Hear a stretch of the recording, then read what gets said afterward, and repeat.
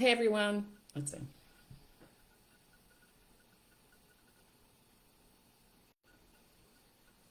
Hey everyone. I'm hopping on a little bit early here. So if you're with me, hello, hello, hello. Tell me where you're from. Go in the comments. Tell me where you're from, where you're tuning in from. I tried to do this on lunch break for people so that I could give you an opportunity to tune in. I'm still working on deciding when my weekly consistent lives will be, but I wanted to hop on today on this one because of the reel I posted and the reaction I got from it. So it was really interesting. So if you're on, hello, hello, hello. Tell me where you're from. And I'm really looking forward to sharing this today with you. This will be fun. It's been a busy week. Hi. Hey, Tammy. How are you? I'm glad you hopped in early. It's been a busy week for me, busy weekend. Yeah, I have 6 grandchildren that live here, and 2 of them play sports. 3 of them right now play sports. So Saturdays are tied up running to soccer games, like football games, all that good stuff. So very, very long Saturdays, and I spent yesterday relaxing, recovering. And I go and visit my mother every day too, and she's in a skilled nursing facility. So yeah, anyway, I'm very, very busy, but I'm really happy to talk about parenting. And I'll say this again at 12:15, but I'm not a parenting expert. I'm not a coach. I've not had official parenting certification or training. I'm a mom of 45 years, 4 kids, 8 grandchildren. I've worked in childcare for 40 years. So lots of exposure to children, lots of exposure to parents. And I'm also fascinated when I go out in public with my grandchildren to watch how other people parent. It's fun. Hi, Ariel. Happy you're here. Um, yeah, it's interesting to me to watch how other people parent. And sometimes I'm like applauding, and sometimes I'm just cringing because it's concerning that parents let their children just do whatever they want to do in public and don't have any qualms about it. I feel sorry for the children, actually, that they're not being raised appropriately so that they know how to behave in all sorts of situations. So we're going to touch on that because today we're talking about consequences and consistency, and they go together, and they're very important. And it's how I was raised, it's how I raised my children, and it's how my grandchildren are raised by their parents for the most part, and anytime they're with me. Okay, and let me just say, there are a couple comments. I don't know if did Tammy or Ariel, did you guys watch the reel? Just put yes in the comments if you watched the reel about my grandson in the restaurant. I told him we would leave if he didn't behave. I'm just curious if you saw that. Um, because I had people saying in that reel, like, you're the grandparent. Why are you disciplining him? That was mind blowing to me. I would have never not thought to discipline him. Good, Tammy, you saw it. Okay.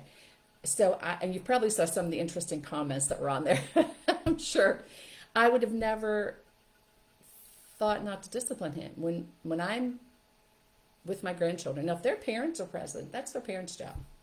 I will sit back and be quiet.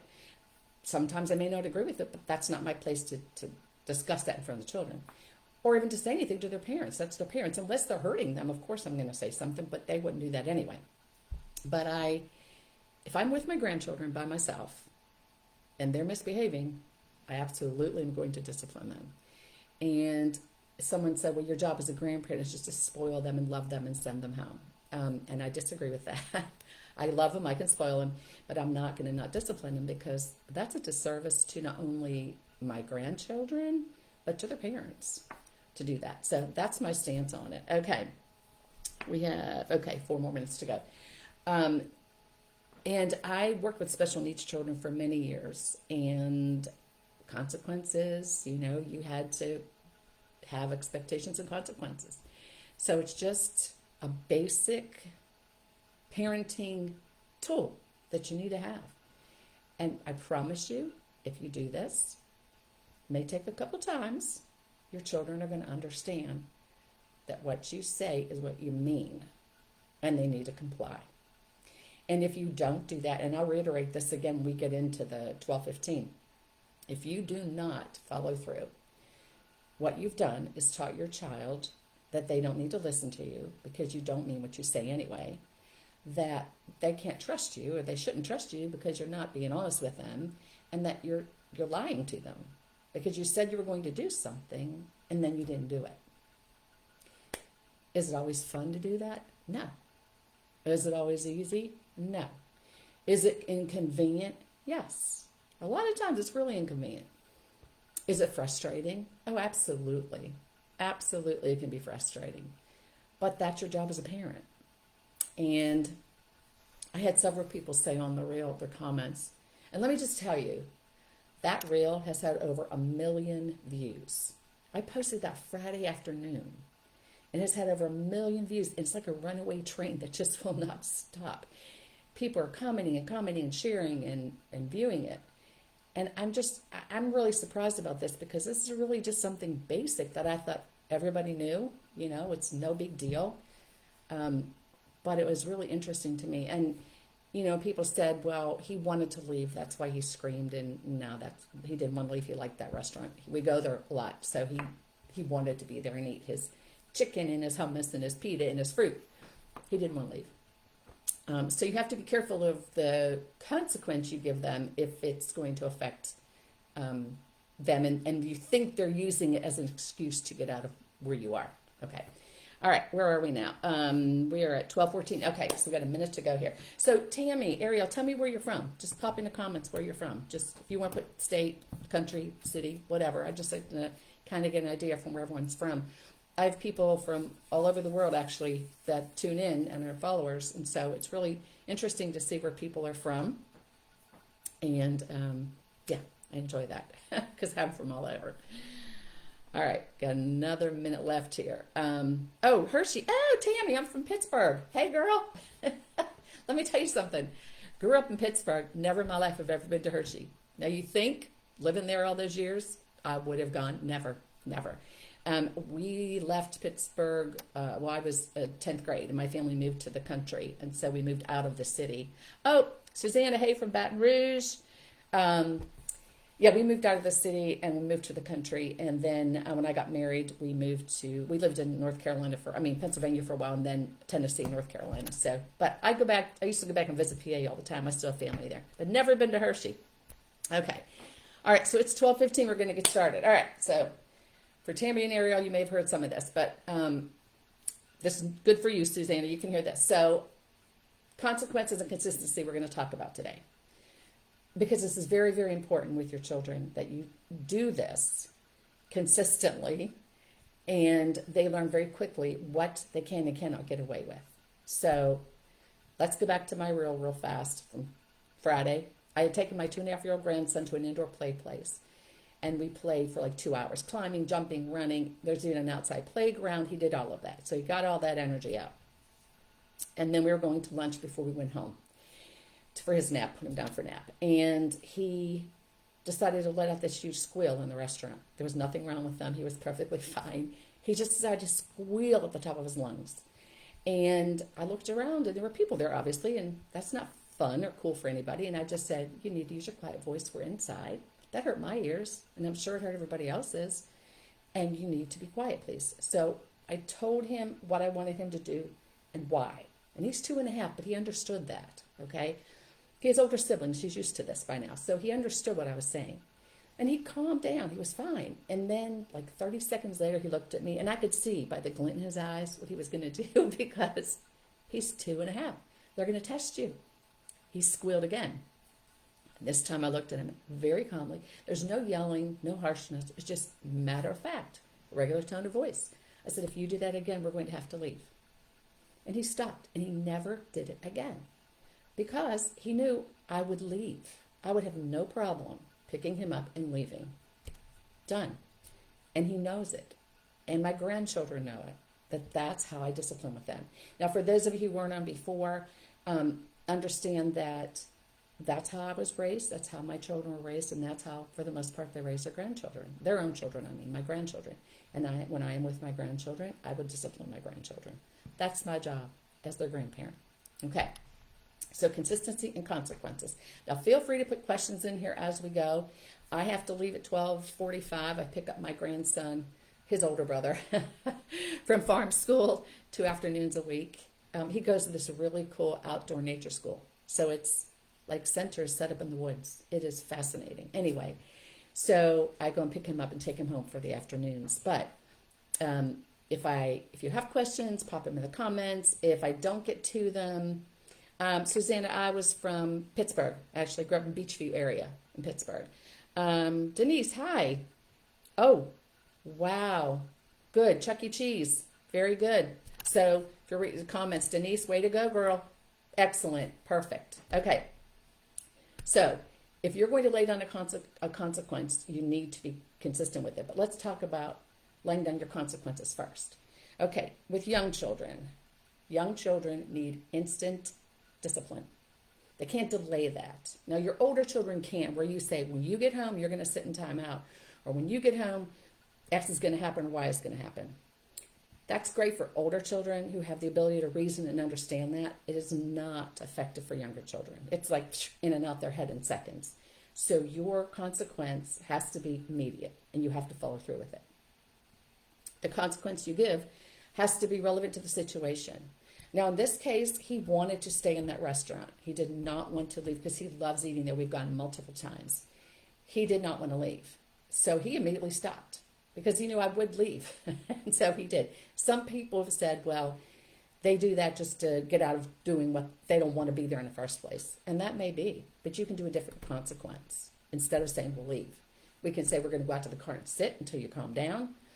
Whatever it is. Now, let me just back up here and say, I do not believe in spanking at all, in any form, in any capacity at all. Parents have said, smack them, take them in the bathroom and spank them, take them to the car and spank them. I mean, you parent how you want to parent. That is not what I do. And that is not how I was raised, and that is not how I raised my children. So make sure you decide on the consequence, and then it has to fit that situation, and you have to be willing to do it. Now, always explain to your children before you go into somewhere what your expectations are for their behavior, right? Explain to them, when we go in here, like I said to him, okay, we're going in to eat. You need to sit quietly. We're going to eat our food, and it's time for nap. Boom. Got it, right? Always explain in advance what you expect. And you can say to them, especially if they're older, and if you have a problem with that, then this is what's going to happen. Now, he's 2.5. I didn't have to go into that, except when he did the behavior I didn't want him to do. But older kids, here's another example. My 3 older children were, 2 were like elementary age, 1 was middle school. We're going shopping at the mall to get them school clothes for the new year. Now, I told them before we went, and they're old enough, I said, when we go in, here's what I expect you to do. I expect you to behave, keep your hands to yourself, stick together, we'll get your clothes, be patient, whatever. We go in the mall, into the store. I mean, we were hardly in the door. And guess what they started doing? They started poking each other, horsing around, carrying on. One was climbing under the racks. And I said, all right, we're out. Because I had told them, can it? I said, can it? Or we're out. I gave them a chance. No, I did it again. 2 seconds later, I packed them up and took them all home. Yes, Deb, exactly. Ahead of time is very important. I took them home. Were they happy about it? No. Was I happy about it? No. I'm very busy. I was working a full-time job, raising the kids, taking care of the house. But guess what I did? I left. Did we go right back that day? No, because it wasn't convenient for me. We went back when I was ready to take them back. And guess what they did? They behaved. Because they knew I meant it. I wasn't playing. Okay?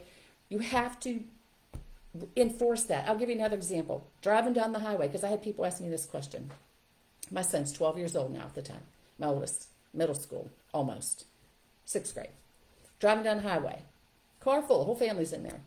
And we're driving down the highway, 60 miles an hour, whatever, and he starts acting up. And we said, you need to calm down. You need to stop. We're driving. This is distracting. It can cause an accident. Now, my kids knew before they got in the car what I expected of them, right? But he did this. So we pulled over off the highway. We found a safe space. We pulled off the highway. We took everybody out of the car but him. We kept the keys. That's really important. Kept the keys. And we all turned our backs to him. And we just waited until he stopped fussing around and screaming. And then I looked at him, I opened the door, I said, are you ready to sit still? Keep yourself calm, so this is a pleasant experience for everybody? And he said, yes. We all got back in the car. Nothing else was said about it. Off we went. Did he ever do that again in the car? No, no, because he didn't like that. That was embarrassing to him to be 12 years old and have to sit in the car like that. But we told him what we expected. We followed through. Okay, bingo. And like I said, I don't know if I said it on this point or said it earlier, if you don't follow through on your, I don't like to call them threats. I don't think I'm threatening. I'm just saying this is like factual, what's going to happen. If you don't follow through, hey, Jareen, I'll get to you in 1 second. Okay. If I didn't follow through on it, they're learning that they don't have to talk to me. I mean, trust me or listen to me. And listen, I have heard friends that raise their kids that way. They'd say, now, if you don't stop it right now, I'm not going to tell you again. And then 3 seconds later, I'm not going to tell you again. And then 5 minutes later, I'm tired of telling you.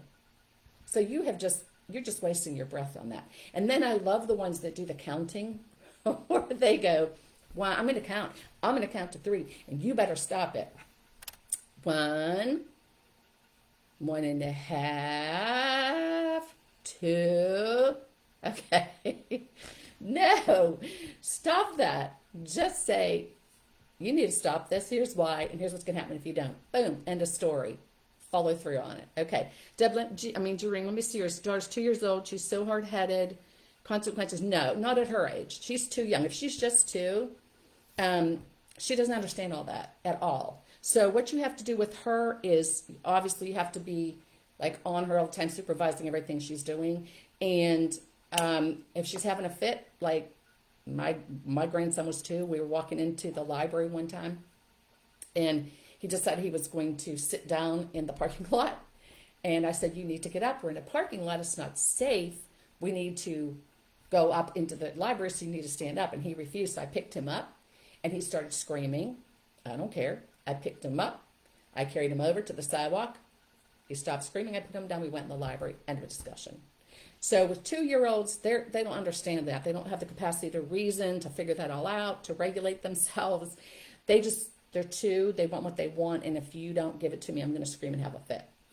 So that's how you handle that. Of course, she's going to be hard-headed. That's what they do it to. That's what I call it, their job description.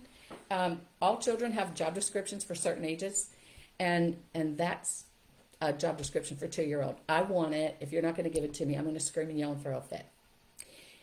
I just also posted a reel I did 2 years ago when my daughter, who is now 37, so this is a long time ago, was 2 years old. So there's another example for you, Jareen. We're in the grocery store. And it wasn't that crowded, but we were in the grocery store, and she got mad because she wanted candy, and I said no. So she threw herself on the ground. Now, mind you, she had never done this before. She was trying this out, I guess, a new technique she figured out. I don't know.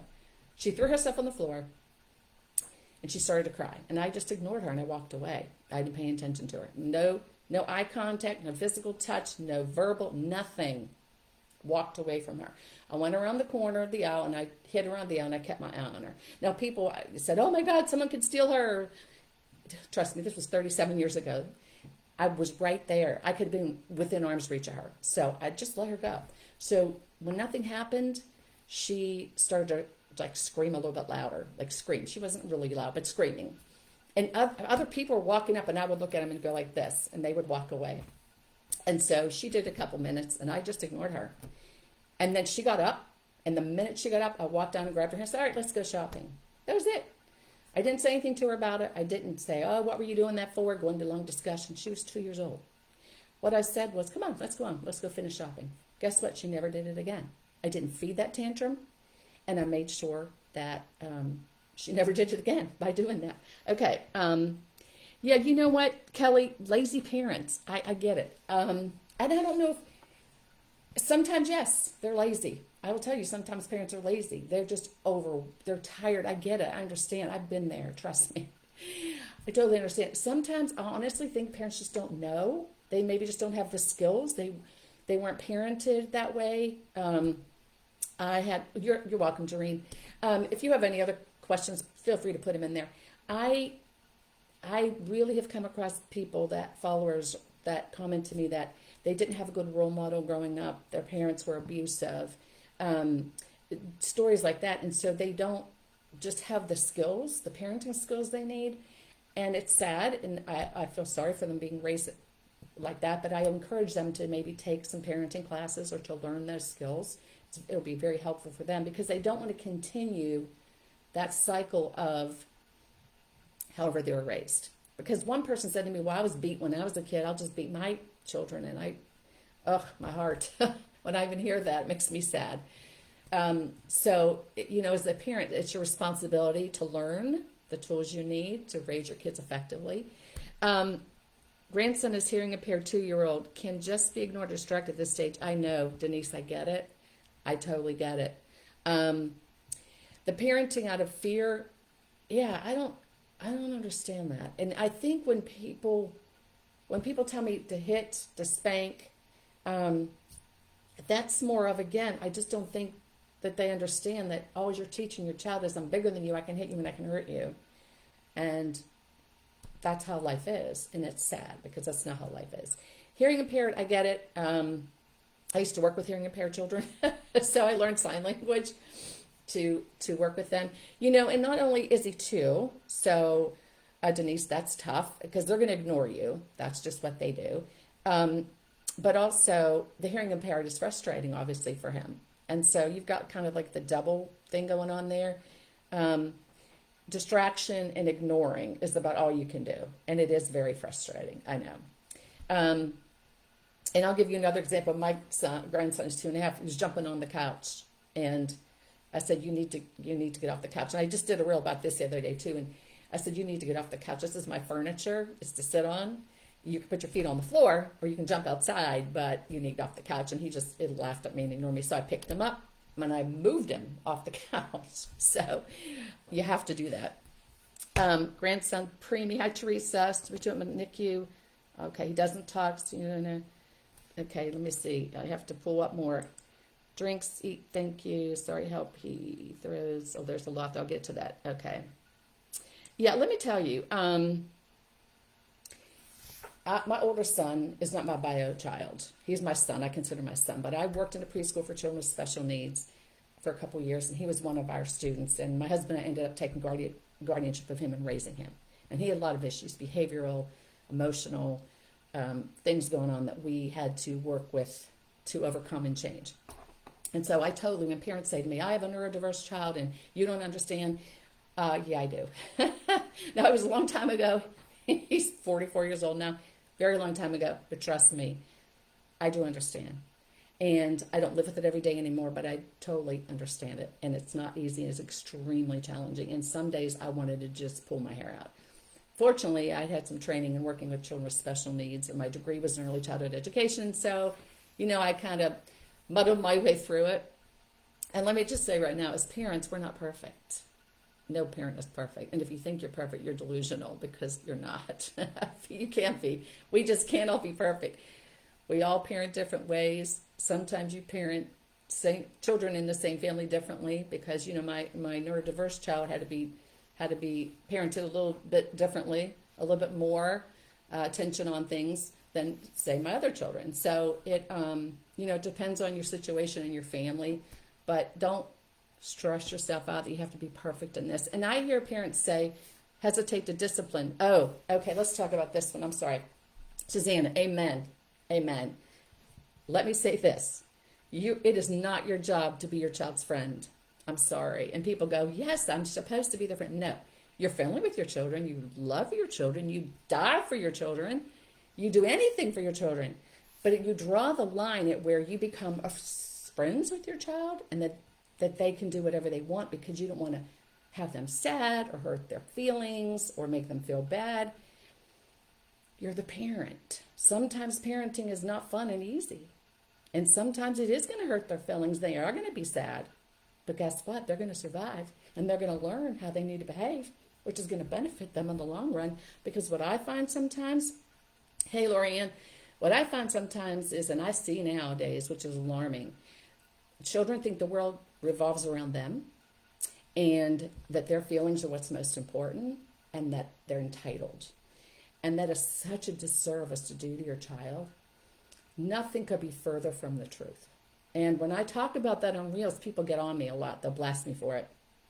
We talk about this whole gentle parenting And I'm not a huge proponent of that. I kind of get it, and I probably was considered a little bit of a gentle parent when I was raising my children, but I don't believe that you let children run around in a restaurant and scream and yell and make noise because they're just being kids and expressing themselves. That's rude, and you need to teach your children how to behave, because it's not okay to disrupt other people and affect other people because you just think you can. And when I said a comment about that on a reel, that you do that with your children, and then when they grow up and they go to work or they go to university and they have responsibilities and expectations, and they don't do what they're supposed to do, and someone comes down on them for it, no one cares about their feelings. And so one lady said, well, I certainly hope by the time my child is in the workforce, there are people that do. Maybe. But I'm going to go out on a limb here and say probably not. So it's really important that you raise your kids to be productive, responsible adults. You're raising adults. You're raising children to become adults. And you have to teach them how to do it right. Let me look at some of these messages. Okay, 2 boys. Okay. Sharing toys. Okay, so let me go into this one. Let me go up to Ariel. Let's see. 2 boys. One of them almost 3 has 2 3-year-old. Does like to share, but my 2-year-old has a toy. Okay, 2-year-olds don't know how to share. So I didn't quite read all that, but if that's what you're saying there, 2-year-olds do not know how to share. And if your 3-year-old is hitting and biting, you need to redirect that. So if I'm reading this right, your 3-year-old, he gets hitting or biting. Okay, so you need to teach them very quickly, hitting and biting is not okay. I don't believe in hitting them back or biting them back. People say, well, if my kid bites me, I bite him back. No, no. But what I would say to your 3-year-old is, that's his toy. He doesn't understand to share that with you, because 2-year-olds don't understand sharing. You should never expect a 2-year-old to share, first of all. It's developmentally not even appropriate. Okay, so you can explain it to your 3-year-old. He's younger. He doesn't know how to share. So when he's done with it, you can play with it. Or you can say to your 3-year-old, here, play with this, and give him something else. Or if there's a duplicate, if the favorite toy that your 2-year-old has that your 3-year-old likes to play with, get another one of that, have a duplicate to give to your 3-year-old, okay? The 2-year-old will eventually come as he develops, he'll understand to share it, and they get that. But typically before age 3, they don't understand sharing. It's mine. I want it. You come near me, I'm going to bite you, I'm going to hit you. Or the 3-year-old's going to bite or hit to get his way because he thinks that's effective, okay? So definitely you have to let your 3-year-old know the 2-year-old doesn't understand that yet, that he can play with something else. Okay, and work it that way. You can have it when it's done. And I know we're doing this quick because, I only have 10 minutes left, but I'm doing this quick. I have seen parents, and I've had a lot of comments from parents that they're afraid to discipline their children because CPS will be involved. And I take that to mean that they hit their children. And that's why CPS would be involved. And okay, if you're hitting kids, that's abuse, depending. Now, if you're swatting them on the butt, I didn't even do that with my kids, but they're going to round the road, I swat them in the butt. Why? Whatever. You do what you want to do. But if you're hitting your kids and you're physically hitting them hard, yeah, CPS should be involved. You should never be putting your hands on your kids that way. And so I hear that. I hear people saying, other people are going to judge me. So I'm so afraid, and this is legitimate. This is really legitimate. I'm really afraid to do anything because people are going to judge me. And as long as you're doing something that's not abusive to your child or illegal, who cares? Who cares? Let people judge you. People judge you all day anyway. People do that all the time anyway about everything. Who cares? You just stay focused on your children and you do the best you can. And if there's things you don't know how to do, you take classes. My goodness, we're in the technology era. Everything's right there at your fingertips. So learn. Learn from other parents, take parenting classes, read books. There's just so much you can do to improve your parenting skills. And I'll tell you, I did a reel about a little girl in the park. Hey, Teresa. I did a reel about a little girl in the park, and she was screaming, at the top of her lungs. Just screaming. This was not, and I worked with kids with special needs, and this was not a child, and she may have been neurodiverse, but she was bellowing. And I stopped because I was just shocked that this kid was screaming like this at her parent. And mom did nothing about it. Now, she walked away. She had a young child. She walked away, and she was, I guess, ignoring her which was probably good to do. But I made a comment about that, like I couldn't believe this child was screaming, and people blasted me because they said I was being judgy, and maybe I was. I mean, it was out of control though. I'm used to children. This was just totally out of control, and I felt bad for this mother, and I really think the mother didn't know what to do, and oftentimes they don't, and I see that a lot, and I see this in the stores. Most of the time, 3-year-olds, yeah, they do. 3-year-olds sometimes a struggle, but you know what? Especially if there's other 3-year-olds around them, they quickly learn that, or they at least have the verbal capacity, Susanna, to say, "Hey, can I play with that?" And they negotiate it. And I will tell you one thing I did when I had a daycare home. I had 12 3 to 5-year-olds, and so sometimes we get into this struggle about having a toy, and I want it and you have it. So here's what I would do. I would say, "Oh my goodness, I see we have a problem. What is it?" And they would say, "Well, he has a toy and I want it," or "I have a toy and he wants it." And I would say, "Wow, gosh, there's like 2 of you and 1 toy. What are we going to do?" And I would shut up. I would just look at them. And sometimes they would have ideas like, "Oh, I'll tell you, you can play with it now and I'll play with it again later." Or, "When I'm done, you can play with it." Or, "Let's play together." And these are things you can suggest to your children. Or they wouldn't know what to do. And they would look at me, and I would suggest what they could do. So sometimes children figure it out for themselves if you give them a little bit of guidance and lead them a little bit. And sometimes they don't, and you have to help them through the whole scenario, which was very effective. Okay, are there any other questions at this point? We have 6 minutes left. Any specific questions? If you have more when we hang up, please feel free to put them in here, and I will definitely address them. But let's recap this real quick. With your children, before you go in to anything, any store, a restaurant, any social situation, into church, into school, whatever it is, explain to them clearly what it is you expect, and what's going to happen if they don't follow through. Okay, so make that consequence. Then follow through with it. So if they don't comply, you can maybe give them one warning, like, "Remember we talked about this."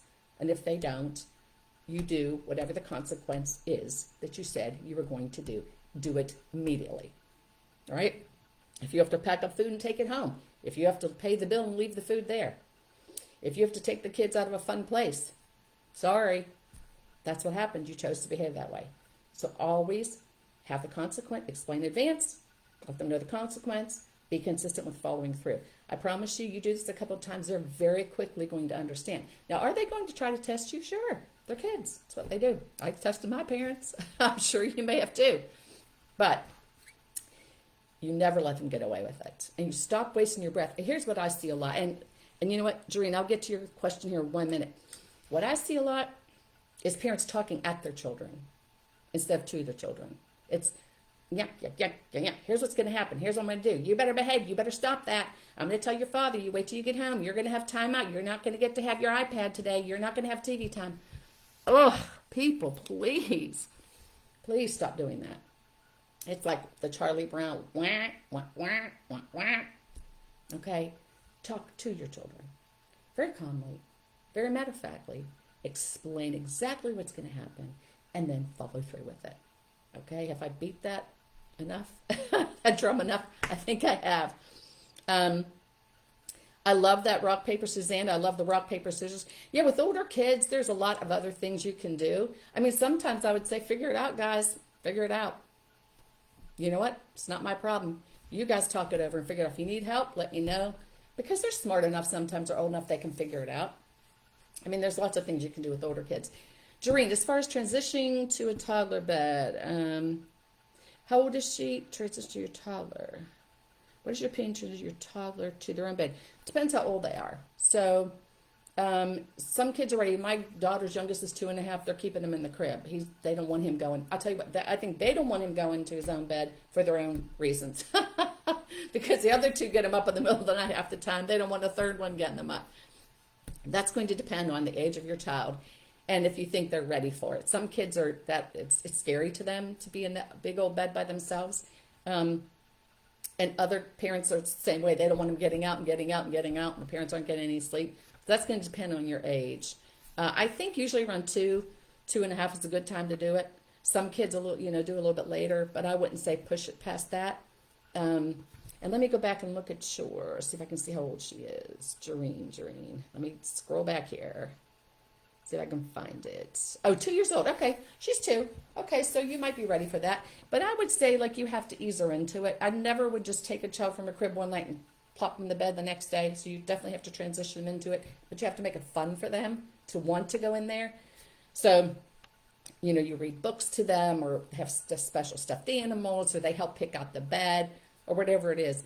It can be a process, and there can be some them getting up and getting up and getting up. And of course, there's them falling out of the bed in the middle of the night. So that's where you'd have higher sides, or you put the rails up. I'll tell you a quick funny story, and then I have to go. My daughter was 2 at the time, and I had put her, she's like probably 2.5, and we had her in her own bed. And one morning I get up and I couldn't find her. She was nowhere in the house. Nowhere. I mean, doors were locked, but she was nowhere to be found. And I was panicking, and I was about ready to call the police. Because I'm thinking, where did she go? Who got her? What's going on? And I went in her bedroom. She had fallen off her bed, under the bed, rolled over to the wall. Her bed was pushed against the wall, rolled over, and was sound asleep under her bed. Yeah, so thank God. But here's what else she used to do at that age, because she was in her own bed. She would get up in the night, and I wouldn't hear her. She'd go in the refrigerator. She'd get a stick of butter. Or she'd go in the bathroom and get my curling iron, like random objects, and she'd hide them under her bed, and then she'd go back to sleep. I don't know why she did it, but she did. So anyway, it's been fun. I have to run. Do me a favor, y'all. Thank you. I'll answer some of these questions if I haven't gotten to them already. Ooh, teen attitude. Oh, Caroline, that is like a whole other subject, girl. Woo! I went through that. You see all this gray hair? Okay, we can talk about teen attitude. Do me a favor before you go. In the comments, if you would like to see consistent lives, I'd like to know like what day or what time works best for you, so we can. I want to do these on a regular basis every week, and we'll, topics will alter every week. But thank you all for being here with me. I really enjoy it. Check out the reels if you have not. It's under Pamela Palanza on Facebook, and remember, hug and love your babies. See y'all later.